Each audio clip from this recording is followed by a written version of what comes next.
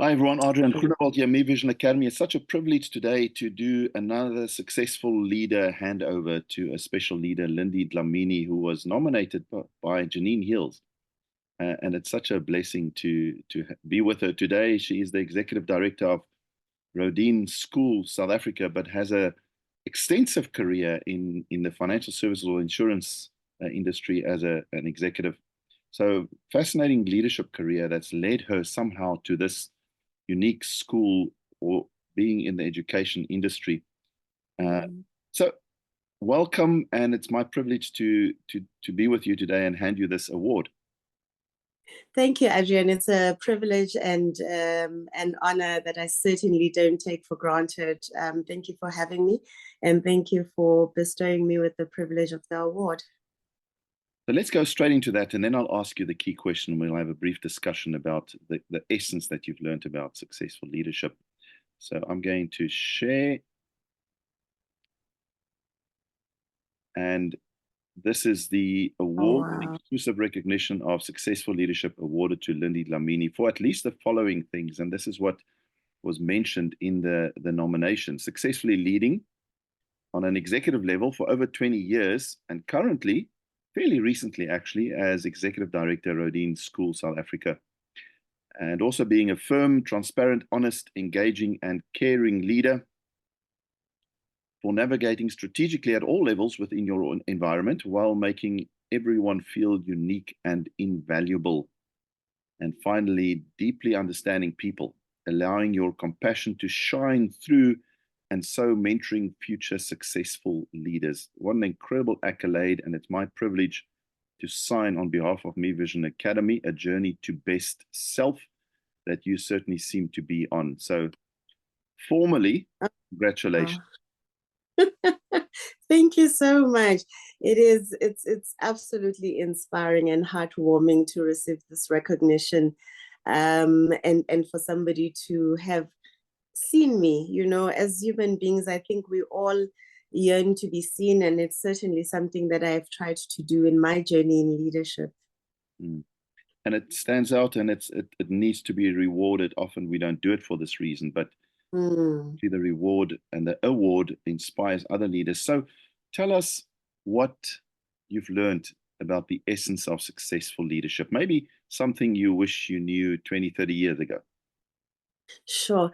I think, what I've learned is to allow myself to be seen, to allow myself to be vulnerable as a leader, to not feel the pressure of having all the answers or knowing everything. I think if I look back 20 years hence, one of the things that was frightening at the time when I started my journey of leadership is, what does this mean? Does this mean I have to have all the answers? Does this mean I have to know everything? Does this mean I have to be stoic at every turn and wear a Kevlar vest and so forth? And so many of us, I feel, make mistakes because we are closed off. We are wearing that bulletproof vest. And in the case of women, sometimes we are emulating masculine standards of leadership, especially in a patriarchal South Africa. And it's when I came to be comfortable with the me that I am, and to desire to lead with authenticity, did I discover that a big part of authenticity is my own willingness to be vulnerable with people I lead. And at the end of the day, I think that is what allows people to connect with you more deeply than they otherwise would. And that's what I would have told my younger self. And I guess one could tell that to a younger self, and younger self would think they know better and almost learn it the hard way. No, no, no. When you're younger, you want to be more formal and dynamic and more driven and competent. And then as you get older, you maybe realize that vulnerable, I don't know everything. Is that what you mean by being vulnerable? Just the ability to say, Yeah. let's find out together. I don't have all the answers. Or is it more than that? Yeah, and it's also being real. I remember the discomfort of trying to be whatever this mantle of leadership, as I'd seen it emulated and so forth. And so you feel inauthentic, you feel uncomfortable, you're not in your stride, you feel more scripted and so forth. And so vulnerability for me means journeying with people. It means sharing a vision and saying, but let's co-create it.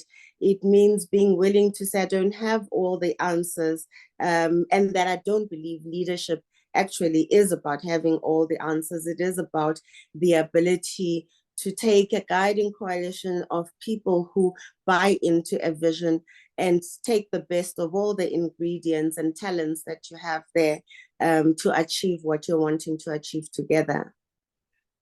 Just tell me very quickly, Lindi, when you look back at the boardrooms and the executive teams you sat in, how many of the others around the table, now that you look with hindsight, were in that uncomfortable, unauthentic role of what I think a leader is and therefore project who I'm not?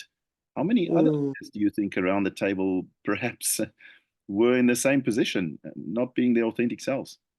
I would say the overwhelming majority, and I'm in the fortunate position to have retained relationships with a lot of my peers that we walked with. And very often reconnection is about our latest learnings. It is about where we are. And it is also about reminiscing about those times and the things that we thought we knew, and how wisdom of experience has taught us, and the gift of some of those lessons having come early. I think the overwhelming majority of us, especially those of us who were younger, where we were privileged to have some gray hair in the room, I think at times we wanted to best that gray hair. But I think the overwhelming majority of us were really walking in this internally terrified, and sometimes that was even a feeling, am I worthy of this, the imposter syndrome and so forth.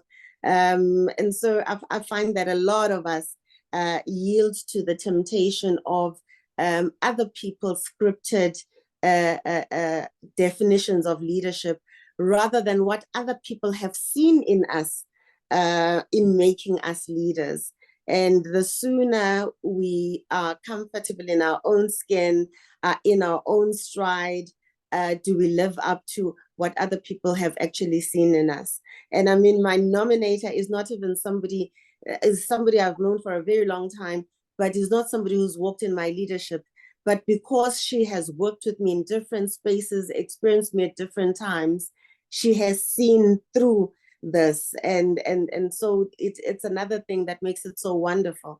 My daughter had a visa appointment today, and in preparing all the various documents yesterday, I was looking through my drawer for these documents, and I found letters over the years from staff members at different times, from 2011 up until now. And I said, how apt that I should find all of these things that are affirming of what I'm going to experience today, because this is what people were playing back to me at seminal moments in their time, in their lives, where I'd had an impact, or at times when I was leaving the organization, or at times when I'd supported them through something and that felt alone.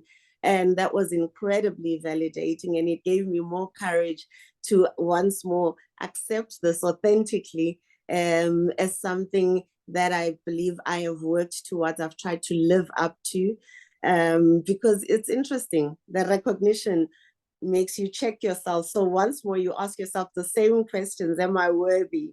And so that kind of validated it for me.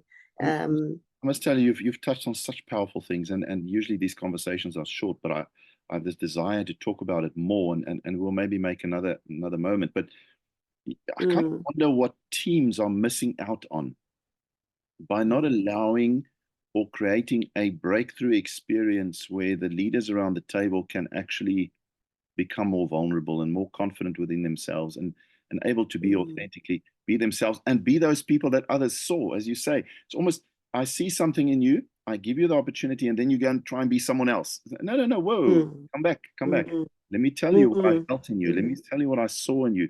continue down that path. Don't now try and be like the others around the table who are actually not even authentically themselves, potentially.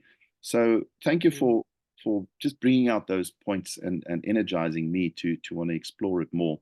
And thank you for accepting the award. And please continue leading successfully as you have. And we look forward to perhaps you can also lead us to some other leaders like yourself. Thank you again. Thank you, Adrian. I really appreciate that. And it's a wonderful conversation I'm having this morning. Well worth braving the absent voice. That's Leadership Academy, our Successful Leader Award, hand over to Lindi Dlamini of Rodin School, South Africa. Sounds like a fascinating educational institution. And we look forward to sharing this. All the best. Bye.